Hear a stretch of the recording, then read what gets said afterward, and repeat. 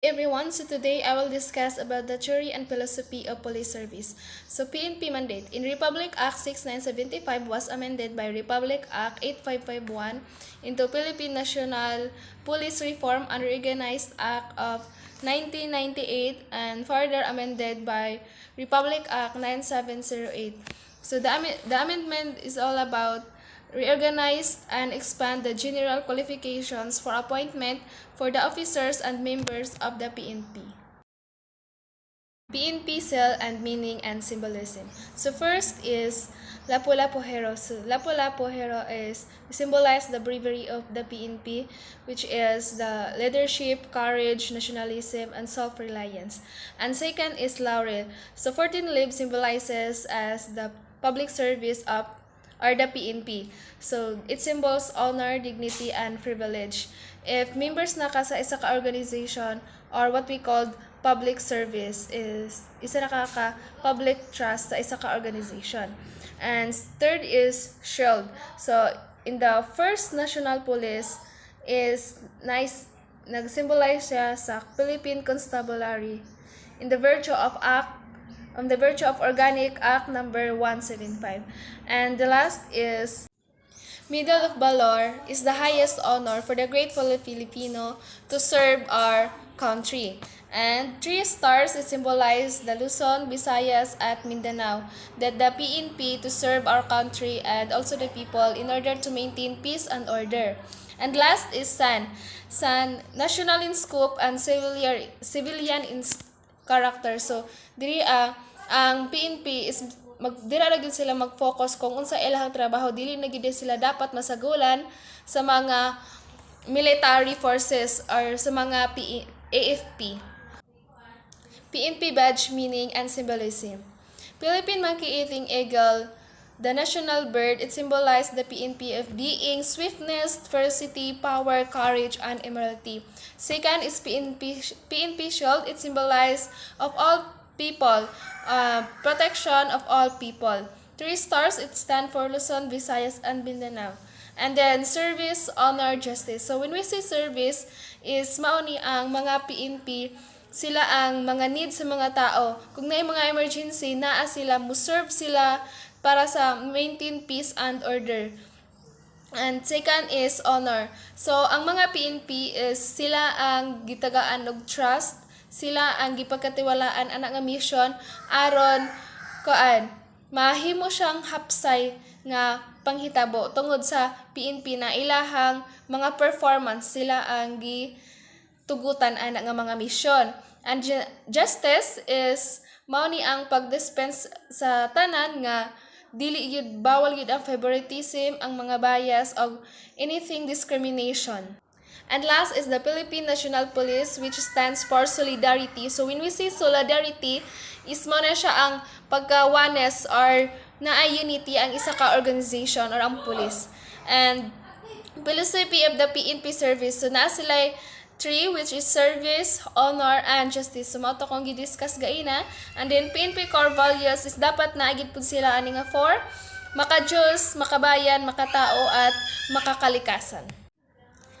Organizational structure of the PNP. PNP is a line and staff organization.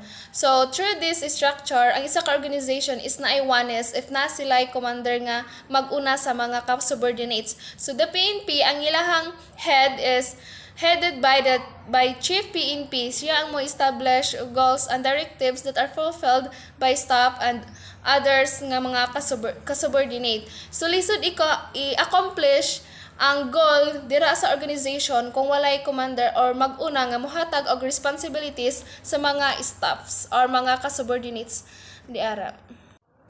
Attachment of the title police. So the title police is isa ni siya ka rank of the PNP offices. So isa ka prestige and authority of the officers. So when you say prestige, isa ka karangalan nila nga madawat. But dili lang dira aron ma-avoid ang confusion nga pag-distinguish sa police officers o sa other nga mga civilians nga similar titles lang. PNP support units. So this PNP support units is the administrative and operational units, each unit headed by the director, the rank of chief superintendent. Fundamental purpose of police service. So naay three, which is major crimes, offense against public morals, those related to maintenance of peace and order. So ang ilahang primary goal or purposes sa mga police service is maprotektahan ang mga tao or ma-prevent nila nga mahitabo pa ni nga mga crimes. Kay ilahang purpose is dapat ma-maintain yun ang peace and order sa isa ka organization. Police service. So the first is prevention of criminality. So ang mga police is pangitao nila kung unsa day cause nga nganong mahitabo ni siya sa nganong mahitabo ni nga krimen. So ilahang tagaan og prevention aron dili na siya mahitabo ani nga krimen kana nga community. And second is repression of crime. So when we say repression is pagpigil or pagsugpo nga kana nga krimen nga mahitabo pa. So ilahang mangita sila og mga effort or mangita sila og ngita sila way aron masugpo na siya nga krimen or ma-prevent na siya nga dili na siya mahitabo nga krimen. And third is apprehending of offenders. So when we say apprehending is pagdakip.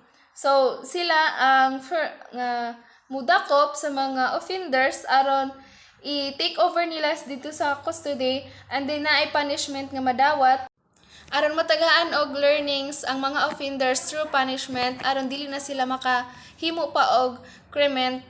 Number 4 is recovery of property. So this cost reduction aron mabawasan ang mga crime and then ma-prevent pud nga sa ilahang paghimo og crime is dili pud sila maka-benefits against ana. And then 5 is regulation of non-criminal conduct. So apprehension and punishment. So dakpon ang dakpon ang mga offenders and then punishan sila and by that ma-realize na nila or ma-learn na nila nga bawal di ay siya, unlawful di ay siya. So through ana mahimo na silang obedience tungod sa ilang gibuhat na sayop. And also, dapat, sa isa ka police activities nila is ilang tagaan og education ang mga tao aron kung unsa pay mahitabo sunon and then ma-prevent nila para sa public safety. And the last police activities is the performance of related miscellaneous service. So, and also daipod ang police is sila po ang mo-assess kung naay mga emergency nga mahitabo like naay calamity or unsa pa ana sila ang mutabang during ana nga mga panghitabo. Fundamental theory of police service. So first is home rule theory. Police is a servants of the community. And the main function or the main reason why exists ang police because they need the people in order to maintain peace and order. And also decentralized government siya. So when we say decentralized, it is a transfer of authority and responsibility for public functions. So for example, na mahitabo nga mga kalamidad, so it is a concern or to be the best handle of LGU or regional. So sila na ang tagag-contact dili na ingon nga dito ang nagid sa higher authority. Kay yung maingon tag home rule theory is mara na siya og democratic way in a democratic or decentralized government. The second is continental theory. So when we say continental theory, the police officers is only focused serving in the higher authorities.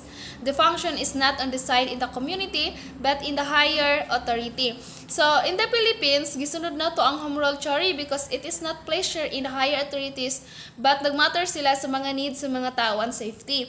Like sa mga lugar nga France, Spain, or ansa pa is bilong sa centralized government, which is mga higher authority lang ang gipang servant, which is contradict sa atoa kay decentralized government man ta. So mao to nga ang home rule theory is nag-focus siya sa community and then continental theory is nag-focus siya sa higher authority.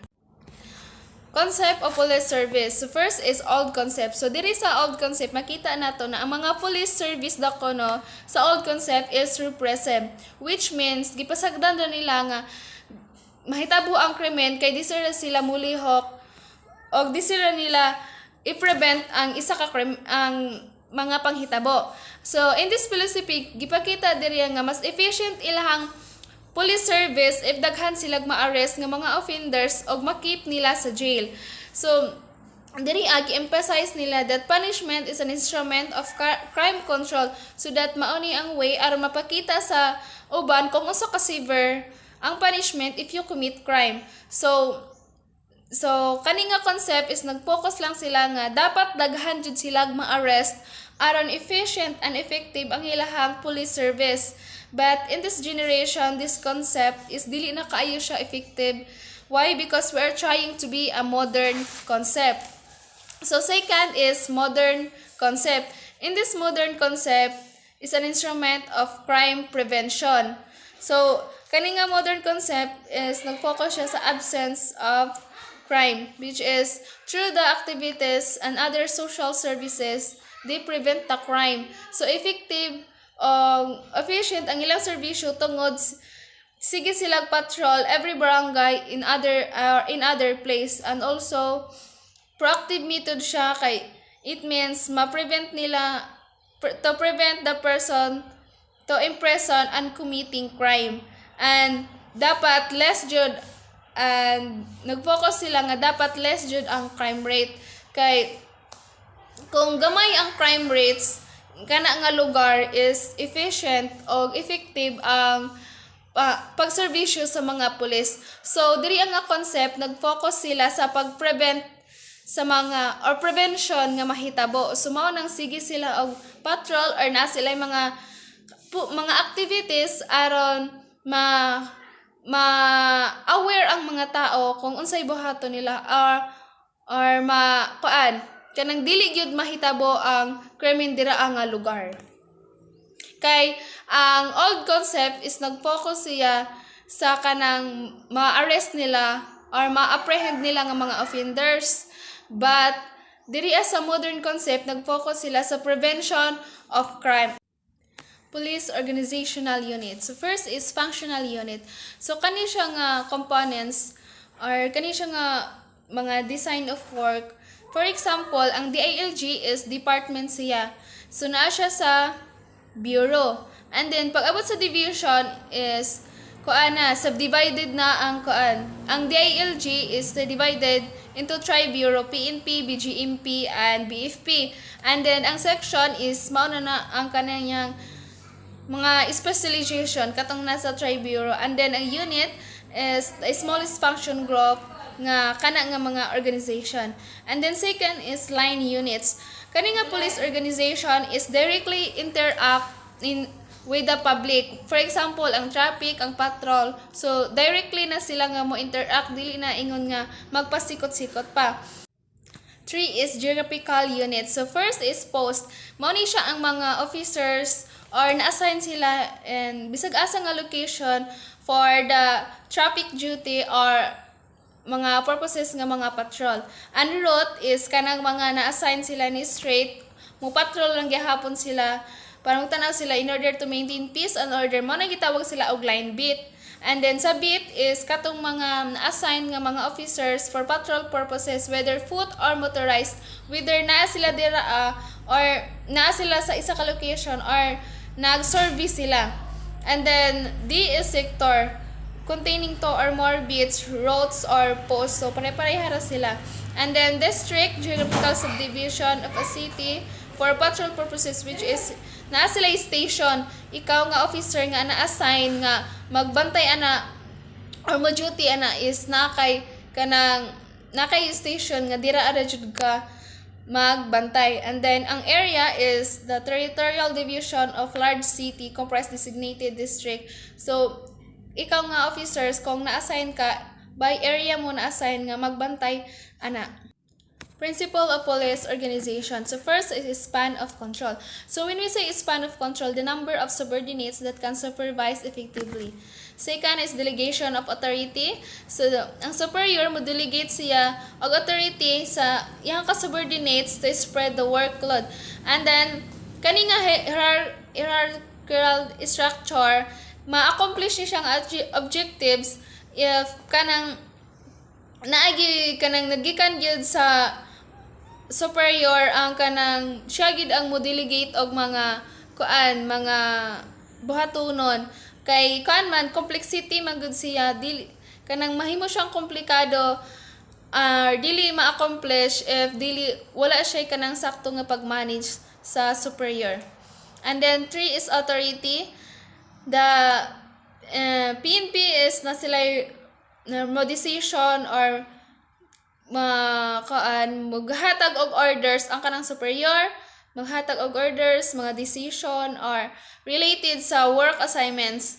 And then natin sila authority nga mo gamit ana nga mga resources nga related ra pud sa ilang work assignments. And responsibility and accountability. So when we say responsibility, is money isa ka obligation sa subordinate nga kanang if ma-assign ka ana nga assignment sa imuhang superior, is imuha gina siyang kanang tarungon og perform kay para makita pod nga suitable or fit ka ana nga manner. And then second is accountability. So obligation of a subordinate nga mo report or mo delegate siya sa superior or ma-exercise iyahang authority o sa iyahang performance of the assignment. And then 5 is delegation. So when we see delegation is kanang pagsugo, which is transferring into another one subordinates for the responsibilities. And ang delegation pod also is the superior ragid ang na authority nga kanang mukan og sugo sa subordinates, kanang mu transfer og even or unsa pa nga mga responsibilities. And then 6 is unity of command. So when we say unity of command, is man ang from bottom to top is dapat musunod yun sila sa ilahang superior or dapat isa ra gyud ilahang sundon, isa ra ilahang boss aron nagani sila oneness or unity sa isa ka organization. And then 7 is chain of command. Mahimong unbroken line ang isa ka organization if naay subordinates or members nila nga himviolate sa ilahang law, na siya violation nga mayahang mahimo gani mahimo ng unbroken line authority. Police function. First is line function. So when we see line function, it is the most important function of PNP kay without any useless or murag paralyze ang isa ka whole PNP organization. And then second is staff function. Ang staff function is mo ni siya ang primary function niya is primarily support the line function. Then ang main function is study the police policies, practices, and proposal in the executive department. So mo ni siya ang under planning like research, inspection, police records, and etc. And then ay staff function duha, auxiliary or support services and administrative services. So when we say auxiliary support services, is mo ni siya ang about sa crime laboratory services, which is mohatag sila og assistance to the operation line elements. And then second is administrative services, is mo ni sa katong those personnel and training na mag-provide og services and assistance for supportive for the entire police department. And then the Section 30 of Republic Act 6975 is about sa general qualification of appointment nga para sa mga member of PNP.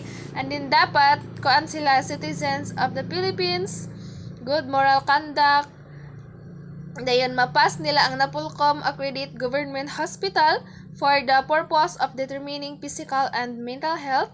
And then dapat baccalaureate degree and board passer. And then dapat eligible accordance sa standards set by the commission. And then must not have been dishonorably discharged from military employment or dismissed or anything about sa government. And then must not have been convicted by final judgment of an offense of crime involving moral turpitude. And then sa height sa male is at least 1.62 meters, and then height sa female at least 1.57 centimeters. And then ang weight nila is 5 kilogram from the standard weight corresponding to his height, age, and sex. And also, for the new applicant, is dapat not less than 21 nor more than 30 years of age. Attrition by attainment of maximum tenure in position. So, nadiri ang mga PNP members holding key position. Position, chief, and maximum tenure is 4 years. Ang position niya as deputy chief, and then maximum tenure niya is 4 years, and then position niya as director of the staff service, and then maximum tenure niya is 4 years, and then position niya is regional directors, and then maximum tenure niya is 6 years, and then position niya is provincial or city directors, and then maximum tenure niya is 9 years. Promotion system. Promotion by virtue of position. So, any PNP personnel has a promotion of their position and entitled to a rank adjustment corresponding to the position, and eligible sila if ma-provide nila ni nga mga minimum qualifications para sa promotion. And then, those personnels nga lower ilang rank is pwede sila ma-assign any position because it is required for such position basta kay ma-qualified nila. Those personnel na gi-assign or na designate ang nga position, if wala nila na aim ang kana nga mga minimum qualification is mahimo ra silang temporarily, and then therefore shall occupy the same term not more than 6 months. So dapat mabuhat na nila not more than 6 months kay wala na reappointment or extensions ana nga promotion. And then in section 38 in Republic Act 6975 dito gi-state na any uniform member is promote sila if successfully pass nila ang promotional examination nga gihatag sa commission or the bar.